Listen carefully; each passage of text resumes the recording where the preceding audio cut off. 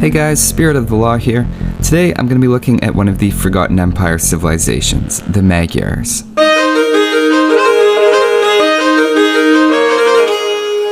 I've noticed in my dealings with other players and chats that I've had that there's a real passionate following for this civilization, and even though the newer civilizations often aren't considered top tier, there's a lot of people who swear by the Magyars and feel this civilization really stands out. I've certainly grown quite fond of them while researching for this video, though don't worry, the Japanese are still my favorite. Let's take a look.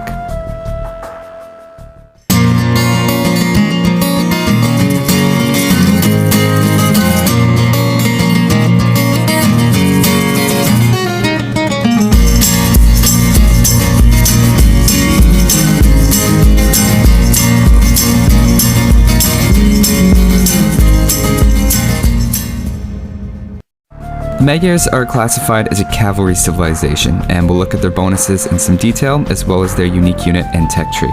Their team bonus is that foot archers have +2 line of sight. Now this seems like a strange way to start, since we just said that they're a cavalry civilization, and now we're talking about an archer bonus. It does give some nice potential for a variety of rushing units, and it could help your allies go straight for archers while you go with scouts, and it could also help your own archers if you choose to go for those. Extra line of sight is very useful for early exploration and in seeing those mangonels coming a little bit earlier. You can see this bonus has a notable effect size for both early game as well as late game archers. The only thing I wish is that they had a team bonus that did a bit more to help a Mongol ally, maybe by increasing cavalry archer line of sight by 2 instead of foot archer, because that would give the Mongols and the Magyars some amazing synergy, or some great head-to-heads with the early scout rush and the later game cavalry archers. Now let's take a look at their civ bonuses. The first one is that the scout line costs -10%, so basically they cost 72 food instead of 80. That doesn't sound like a lot, but it's pretty decent. Since scouts take 30 seconds to create, that means you're saving 16 food per minute. You could look at that as having one free scout every 4.5 minutes. Another way to look at it is that you normally need around 8.7 farmers without wheelbarrow to sustain production from one stable, and 17.3 farmers at 2 stables. Because of the cheaper cost, Magyars can get away with fewer farmers. If we're going to ballpark its effect size in an intuitive way, we could say it's the equivalent of having an extra farmer per stable.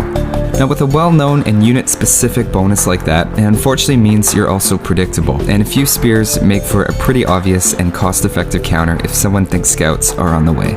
The second bonus is that villagers kill wolves in 1 strike. I think this is a really unique bonus, and it makes it easy to forward a barracks with even just 1 villager without loom. Of course, don't get lulled into a false sense of security. Your villagers are just as weak to scouts and other non-wolf units. Alternately, this could lead to easy walling on Black Forest, which for every other civilization is risky business. And as I've looked at before, losing an early villager actually costs you more than the 50 food cost in potential income that villager would have brought in later. For that reason, I think of it as an indirect eco bonus that works like economy insurance. It prevents the occasional big loss because of some fluke accident, but if nothing goes wrong, you don't notice it's there. The third bonus is that forging, iron casting, and blast furnace are free. Now remember, you have to build a blacksmith first to get this, and as soon as you make your blacksmith, it's instantaneously researched for free, and your scouts go from 5 to 6 attack. Now depending on which units are matching up in the feudal age, forging can help sometimes, and sometimes it doesn't make a difference. In this case, having 2 scouts without the tech meant that the villager survived, and then with the tech under the same conditions, this time she didn't make it. In the end, if you're up to the Imperial Age, you'll have saved 645 food and 345 gold, and your techs will be done faster, helping you out with lots of possible strategies, like the Scout Rush of course, but also Knights, since most people won't have the attack upgrades while Knight rushing, and prioritize the defensive upgrades. That means that if you get those defensive upgrades as well, you have the potential to have the most technologically advanced Knights on the field in early Castle Age without having to sacrifice production to get the iron casting tech. Moving on now to their unique unit, the Magyar Hussar, which is not this Hussar, which we'll pronounce as Hussar to keep them straight. An interesting fact about this unit is that it's the only unique unit that's also a trash unit, meaning that it potentially doesn't cost any gold after you research their unique tech, which would make them the only castle unique unit at this point to not cost gold. Now let's compare the Magyars Hussar to the normal Hussar, which, don't forget, are cheaper for the Magyars. The unique unit is similar in cost and statistically greater overall, as its HP is notably higher and its attack is significantly higher. Now you might think it's strange to have two very similar units available to the same civilization. Why even give the Magyars Hussars if they have a better unit to pick from anyway?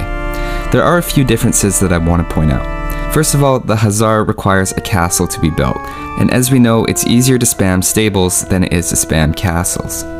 This is offset by the fact that the Hussar builds in 16 seconds and the Hussar is 30 seconds, so it ends up appearing as if the castle is working twice as fast as the stable. Beyond that, they each have slightly different roles. The Hussar, for example, does its normal 11 damage against onagers and 14 against battering rams, whereas the Hussar does 8 bonus damage against onagers in addition to its higher base attack, for a total of 22 damage. It also does 10 bonus damage against the battering rams for a total of 27 damage per attack.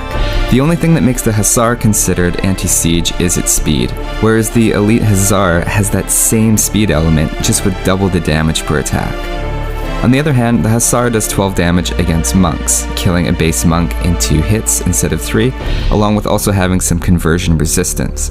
Conversions are a bit random and have a probability aspect to them, but in 20 trials with the post-Imperial Elite Hussar and the Hussar, the average conversion time was 12.05 seconds compared to 17.35. That's about 44% longer conversion time on average, just to give you an idea of what the difference is.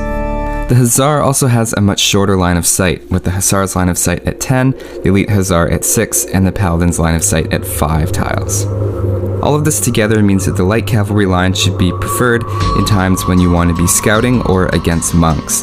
The Hussar, on the other hand, is better statistically against all other types of units, especially siege. Magyar Hussars are probably one of, if not the best anti-siege unit in Forgotten Empires, especially considering the Magyars' anti-siege bonus has been reduced. Moving on to the unique techs now, in Castle Age they get access to their technology Mercenaries. This tech removes the 10 gold cost to creating a Hussar. There's not too much to say about this. It's a good investment if you're planning to make 30 or more from a gold perspective, and it's worth getting at any point. Because it pays for itself so quickly, even in the latest stages of the game, it's probably still worth getting it if you haven't already. The second unique tech gives +1 range for cavalry archers. This one comes in the Imperial Age, so it won't help in time for a cavalry archer rush. The importance of the extra range is pretty situational and hard to quantify, but they do become the farthest firing cavalry archers in the game. The Turks, Saracens, and Japanese in the Forgotten Empires are the only other civilizations to get the perfectly upgradable heavy cavalry archer, and it's easy to argue the recurve bow gives the Magyars the best cavalry archers of that group of civilizations, though the Mongols and the Huns have other bonuses to make up for missing the last archer armor upgrade, so I wouldn't necessarily say that the Magyars have the best cavalry archers. Personally, I don't notice a huge difference in the effectiveness of adding the +1 range, to be honest, but give it a try and see if maybe that extra range makes a big difference for you. Looking now at their tech tree, we'll start with the archers. It's a pretty nice looking tech tree, especially when you consider the extra technologies working toward it as well. They have great cavalry archers, as I just mentioned, but they are missing the hand cannoneer. Considering their tech tree as a whole, and their team bonus in there as well, I'd give them an A for archers. It's definitely a strength of the civilization. Next, we'll look at infantry. The barracks tech tree looks solid, with the halberdier and champion and the free blacksmith attack upgrades allow them to often field more upgraded infantry in the mid-game than other civilizations, so on the face of it they seem quite strong with infantry. Unfortunately, they're missing the last infantry armor tech and squires, but I'd still give their infantry a B+ for being so strong out of the gate. Moving on to cavalry now, when you think of what makes a civilization a strong cavalry civ, most people tend to think of bonuses towards the knight line, and they do have right up to the paladins, so that option is available for them. The scout line is really where it's at though for the Magyars, and once you have the elite Magyar Hussar, it's easy to argue they have the best trash unit in the game from a statistical point of view. Between a really strong cavalry rush in the early game, the best cavalry in a late game trash war, and a civ bonus that lets them consistently out-tech their opponent's knights in between, and I don't know how to justify anything less than an A+ for their cavalry. Moving on now to Siege. Their Siege tree looks like a standard B one, being that they have the essentials but not the top upgrades. Notice though that they don't have Siege Engineers, so the Siege is considerably worse in the late game than those of other civilizations. They also don't have bonuses to support a great gold or wood economy in the late game, so Siege turns into a weak and costly area of the army. Given the mass pikemen that you're likely to see because of your cavalry-heavy army, it'd be nice to have better Siege available. As it is, I'd have to give them a C. Taking a look now at the Navy, unfortunately there's no civilization bonuses that bolster the Navy in even the most remote way, but luckily the tech tree is almost complete. They're pretty much C- bottom tier for taking the water early, and they get outpaced by any civilization with a Dark Age bonus. But I'd say they turn it around into a respectable B in the late game, thanks to the dock tech tree. Overall, that averages out to a C+. Looking at defenses, I'm not gonna lie, it's kind of an ugly tech tree. They have no fortified walls, siege engineers, keeps, bombard towers, or architecture. I like to throw hand cannoneers, bombard cannons, and camels in with defenses a bit, all of which they don't have. Overall, you're going to have a hard time playing on the defensive for any length of time as the Magyars, though don't underestimate the situational defensive advantages of the Hussar's anti-siege bonus. The Magyars overall seem to be designed to be played as an aggressive civilization, and I'd give their defenses a C. Looking at their economy now, I'd consider the Wolf insta-kill a sort of eco bonus here. The cheaper light cavalry line can also be considered an eco bonus since you're able to create more units over the long run, and their free blacksmith techs are also an eco boost in the same light. Their eco techs are mostly available except for the last stone upgrade, but who cares about that one? It's a really unusual economy because it surprises you in so many little ways as you go about your business. But I really like free techs and cheaper units, so I'd give it an A-. In summary, I really enjoy playing as the Magyars. I find they have a great early scout cavalry rush, but with better late game trash units than the other early rushing civs. They're great for land maps, whether it's an open map like Arabia or a closed map like Black Forest, though I wouldn't recommend them on a map where there's a lot of water involved. So that's all for this one. Thanks for watching, guys, and I'll see you next time.